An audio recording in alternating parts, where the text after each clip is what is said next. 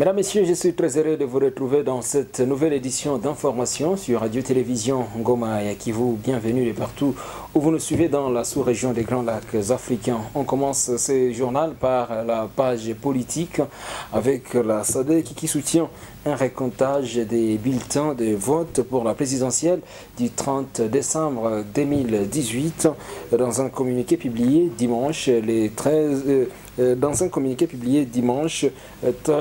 janvier dernier. La communauté de développement d'Afrique australe, SADC, soutient un recomptage des bulletins à la suite des contestations nées de la publication des résultats provisoires de cette élection, surtout la présidentielle en République démocratique du Congo.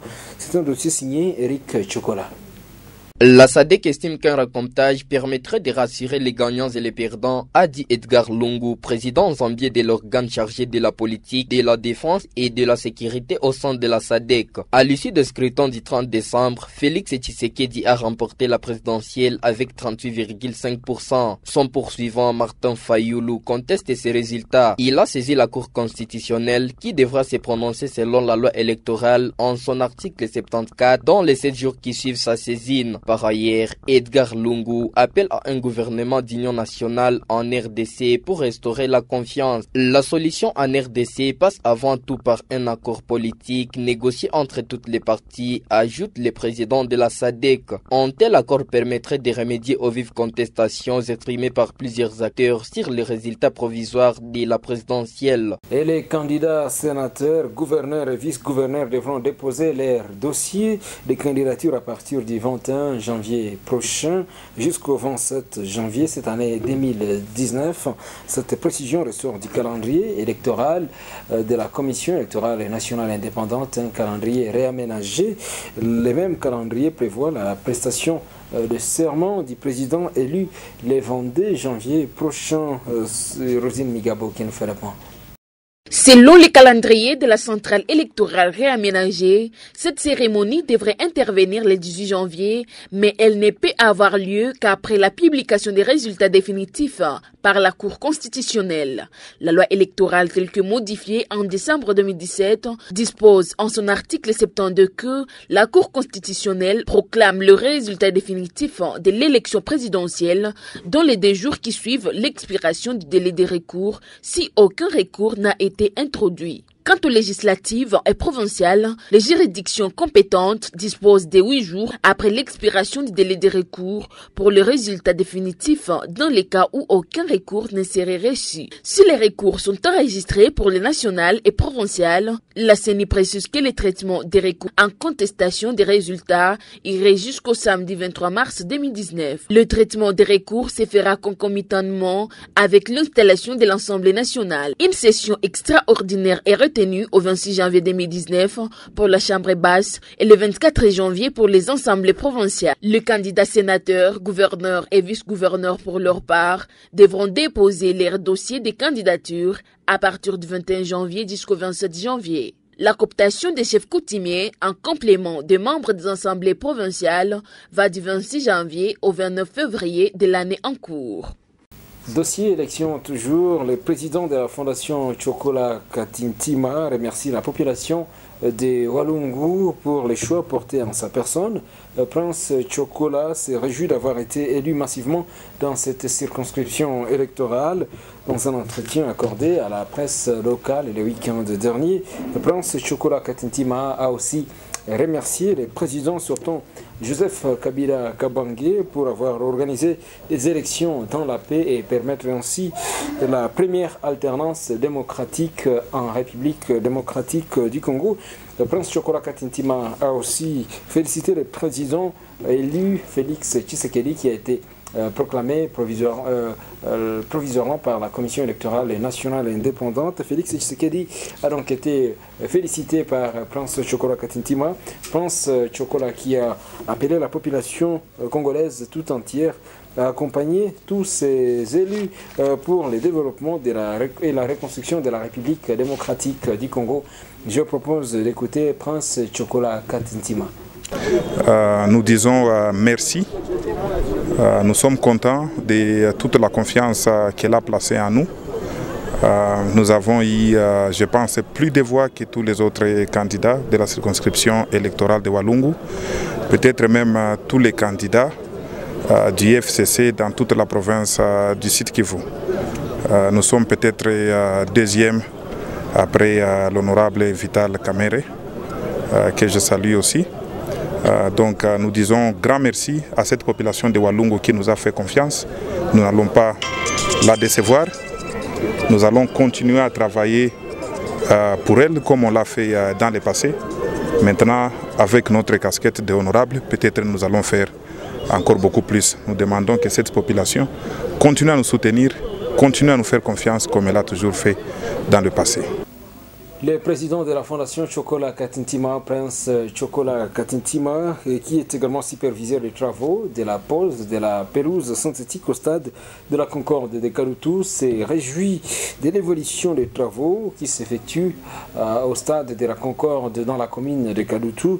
Prince Chocolat a exprimé sa satisfaction le week-end dernier à l'issue d'une descente effectuée dans ces stades de la Concorde de Kalutu. C'est un récit de Moïse Chubaka rendu ici par Gloria Sifiwe. Accompagné des dirigeants d'équipes affiliées à l'entente urbaine de football de Bukavu, les entraîneurs, le secrétaire d'équipe, les capitaines et autres sportifs, Prince Chocolat Katintima s'est personnellement rendu compte de l'évolution des travaux sur place et s'est dit satisfait des travaux déjà effectués, entre autres l'aplanissement de l'art des jeux et le compactage du sol. À l'issue de cette visite, le président de la fondation Chocolat Katintima a remis des dons constitués d'équipements sportifs, notamment de vareuses et bons complets à toutes les équipes de l'entente urbaine de football de Bukavu. Ces équipements promis depuis la campagne électorale ont soulagé les dirigeants de clubs qui ont promis leur soutien et accompagnement à Prince Chocolat Katintima. Aujourd'hui, nous sommes contents que les travaux évoluent très bien. Le tracteur a déjà terminé de compacter le sol. Maintenant, je pense que vous avez vu du sable sur le terrain. Le terrain qui a déjà pris toute sa forme.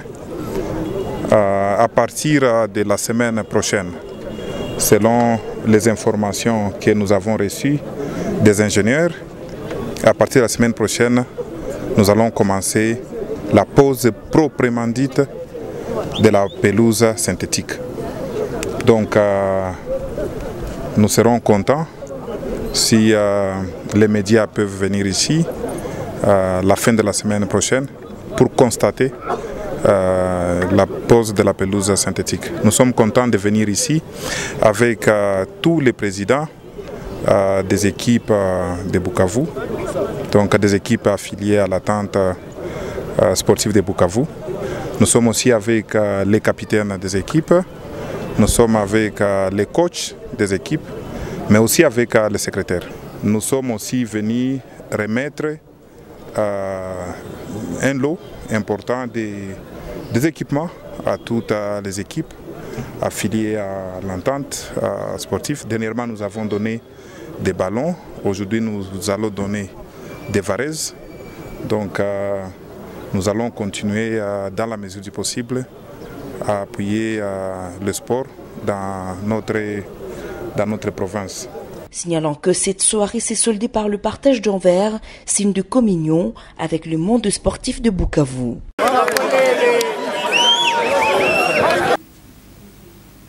Les activités ont tourné au ralenti l'avant-midi de ce lundi au marché de Nyawera dans la commune d'Ibanda. À la base, plusieurs vendeurs dans ces marchés n'ont pas étalé leurs marchandises.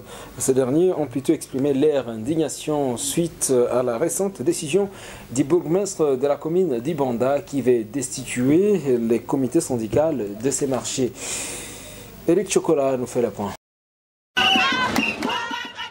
C'est depuis tôt le matin que les vendeurs du marché de Nyawera ont manifesté sur place pour dire non à la mesure de l'autorité communale, suspendant les comités syndicaux en exercice. Les manifestants scandaient des chansons de désolation et protestation à la dite décision. Ils ont souligné qu'il est anormal qu'un bourgmestre suspend un comité syndical, surtout que ce dernier n'a pas encore achevé son mandat. Ces vendeurs ont toutefois rappelé le bourgmestre Évariste Namigabe Taïtunda que le comité syndical est régi par une loi et ne peut être destitué par une imposition quelconque. Le bourgmestre est en train de nous imposer un comité que les vendeurs et vendeuses du marché de Nyawera ne veulent pas.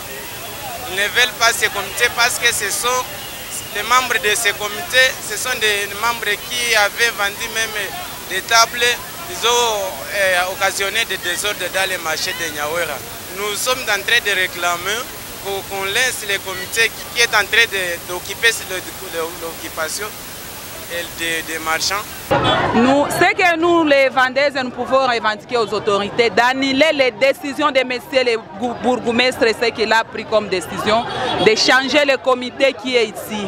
Or, nous sommes vraiment satisfaits avec le comité que nous avons. C'est le comité qu'il propose, vraiment, nous ne sommes pas d'accord avec ces messieurs. Il fit encore des présidents ici dans notre marché, ils nous ont décidé. Les vendeurs et les vendeuses, ils sont à l'extérieur compte tenu de ce que le bourgmestre est en train de faire. Il veut que notre président quitte au moment que nous lui souhaitons qu'il continue jusqu'à son délai. Notez que l'investiture du comité de crise qui pouvait diriger les marchés pendant 3 mois en attendant l'organisation des élections par la société civile était prévue ce lundi 14 janvier, chose qui ne s'est plus tenue suite au climat tendu qui s'est observé au marché de Nyawera.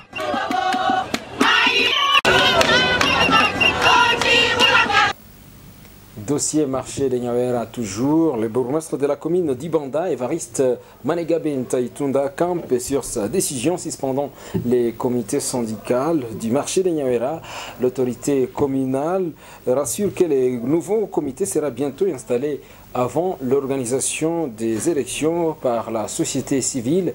Évariste Manegabe Ntaïtunda souligne qu'il ne peut tolérer à un groupe d'individus de créer le désordre dans ces marchés publics situés dans la commune qu'il dirige, la commune d'Ibanda. Il appelle ainsi les vendeurs au calme et à l'apaisement en attendant l'installation du nouveau comité syndical.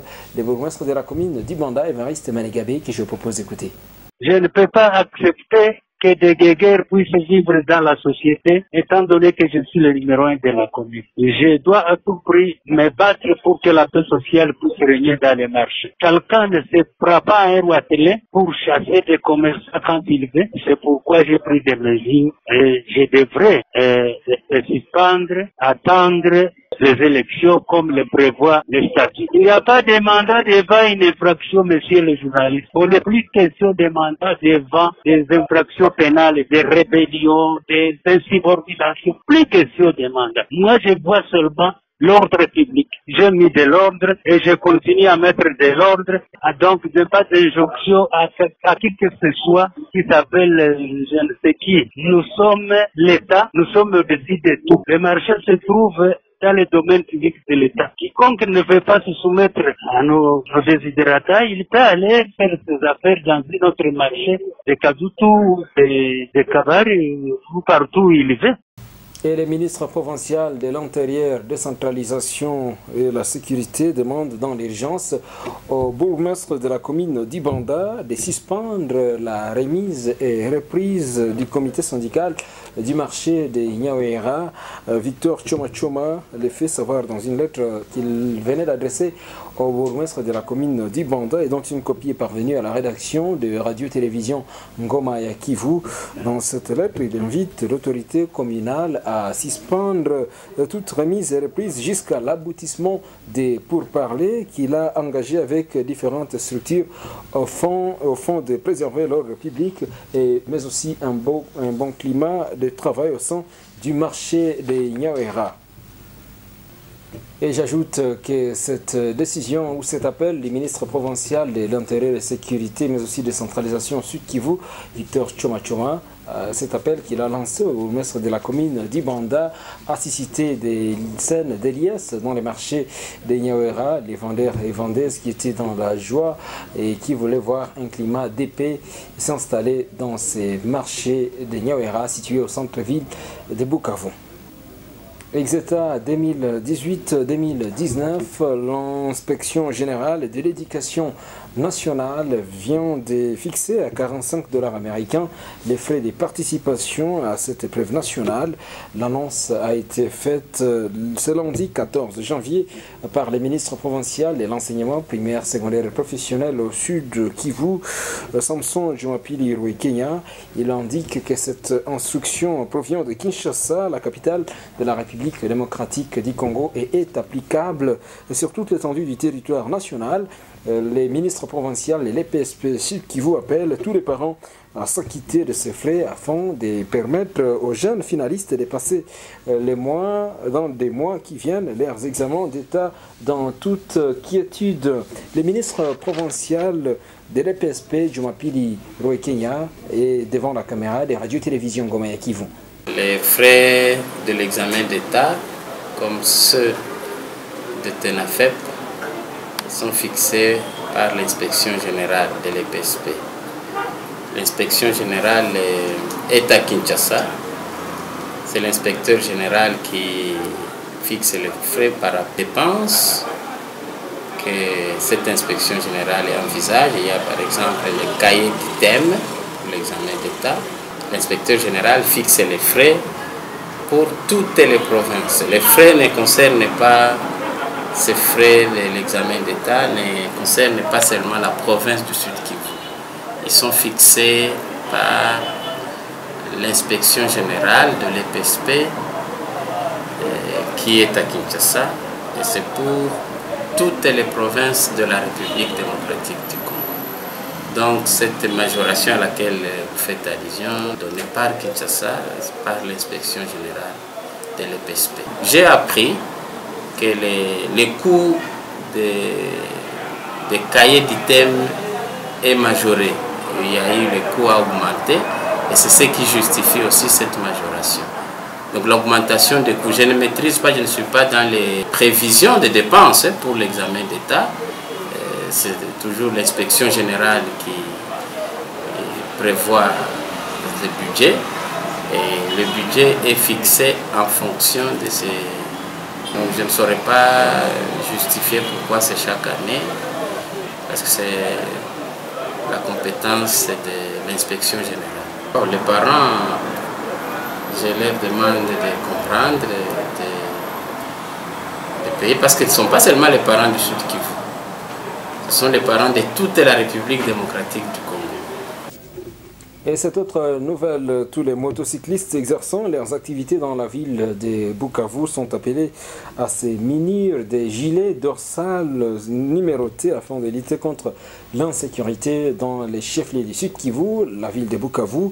L'appel est du maire de Bukavu, Meshak Bilubi Ulengabo, ce lundi 14 janvier, lors de la cérémonie de lancement officiel des activités de vente de 10 gilets dorsales numérotés. Suivez ce reportage. Ces gilets sont disponibles à la mairie de Bukavu grâce au partenariat entre l'hôtel de ville et la société TVS en kit, dont un gilet, une plaque ainsi que la vignette constitue cet équipement qui sera vendu à 45 $ américains. Au cours de la cérémonie du lancement de ces activités, le maire de la ville a demandé à tous les motards œuvrant dans sa juridiction à s'approprier cette opération qui va les différencier d'autres conducteurs de moto. Ceci devra aussi contribuer à la lutte contre l'insécurité, a renchéri Meshak Bilubi. Et ces gilets, c'est pour contribuer ou améliorer la visibilité et l'identification des motards. Nous savons que dans notre ville, il y a quelque temps, nous connaissons une insécurité qui est sémée par les gens qui viennent en moto sans plaque d'immatriculation, c'est-à-dire des motards qui ne sont pas les vrais motards et qui ne sont pas identifiés. C'est pour cette raison que nous avons remercié l'entreprise Kinshop qui a doté aux motards de la ville de Bukavu des gilets pour nous permettre de l'identifier, permettre à la population d'identifier les vrais et les faux motards. Pour sa part, Patrick Baraka de la société TVS a remercié la mairie de Bukavu et a promis travailler main dans la main avec l'hôtel de ville pour l'aboutissement heureux de cette opération. Rien d'autre que nous avons voulu contribuer avec la mairie de Bukavu et aussi aider à professionnaliser les métiers du motard.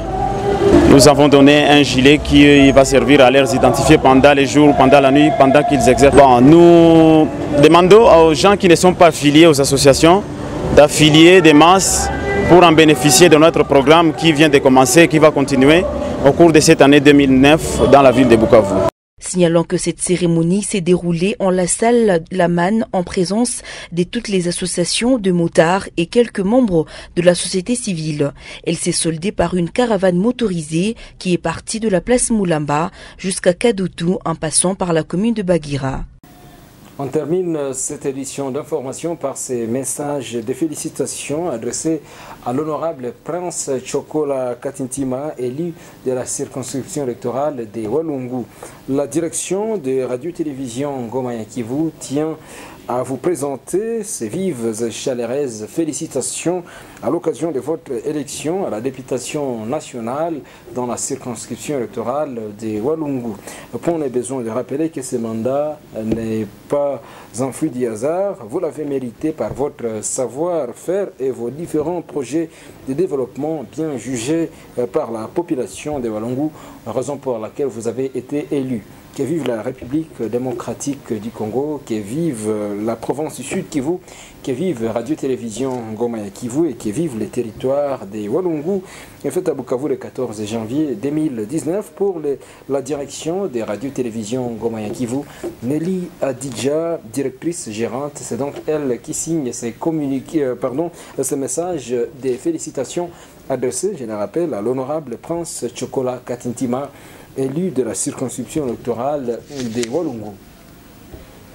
Mesdames, Messieurs, c'est terminé pour cette édition d'information. Merci à vous de l'avoir suivi et très bonne suite des programmes sur Radio-Télévision Ngoma ya Kivu. Vous pouvez retrouver ces quelques informations sur notre site internet www.rtnk.info. Merci encore une fois à toute la rédaction d'avoir préparé cette édition d'information. Merci aussi à toute l'équipe technique.